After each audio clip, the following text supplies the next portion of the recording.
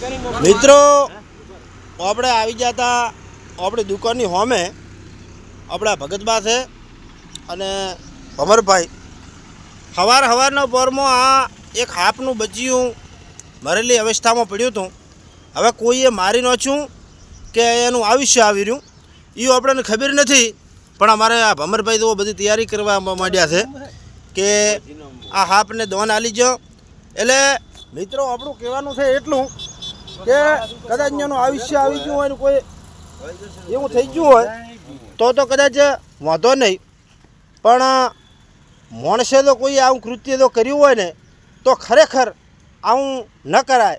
ચમ કે આ પૃથ્વી આ સૃષ્ટિ એક આપણા માણસ માટે નથી.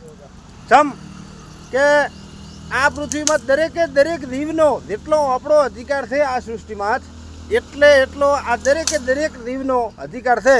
એટલે મિત્રો ખરેખર તમારી આસપાસ ખેતરમાં ઘરે બીજે ચોય પણ એરું બીજું કોઈ નહેરે તો કદી એને મારવું નહીં, એને પકડી અને ચોક ઝાડીમાં કે શેટે કે ચોક બાવળીઓમાં ચોક મેલી આપવું. બાકી આવું કાર્ય કરવું નહીં.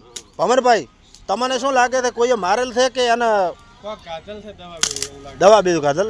એટલે મિત્રો એવું પણ બની શકે કે અત્યારે કોઈ મારે નહીં, પણ અત્યારે એટલો જે રાસાયણિક દવાઓનો જે પ્રકોપ વધી ગયો છે ને એમાં આપણા ક્ષેત્રમાં એરું જીવ જંતુ કશું રહ્યું જ નથી.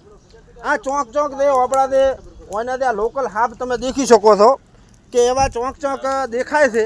બસ બધું બાકી લુપ્ત થઈ ગયું છે. એરું વાળું તો હરિયો પૂરું થઈ ગયું છે. એટલે બને તો એવી દવાઓ ન વાપરવી કે જેના લીધે બીજાના જીવને બીજા જીવજંતુને નુકસાન થાય.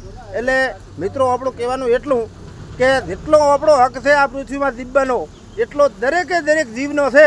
એટલે મિત્રો આવું ન કરવું જોઈએ. બરાબર, આપણે હવે આ હાપના બચિયાને દોન આપી દીધું છે અને આ છે મારા નશોબા અને આ છે ભગતબા અને ભમરભાઈ.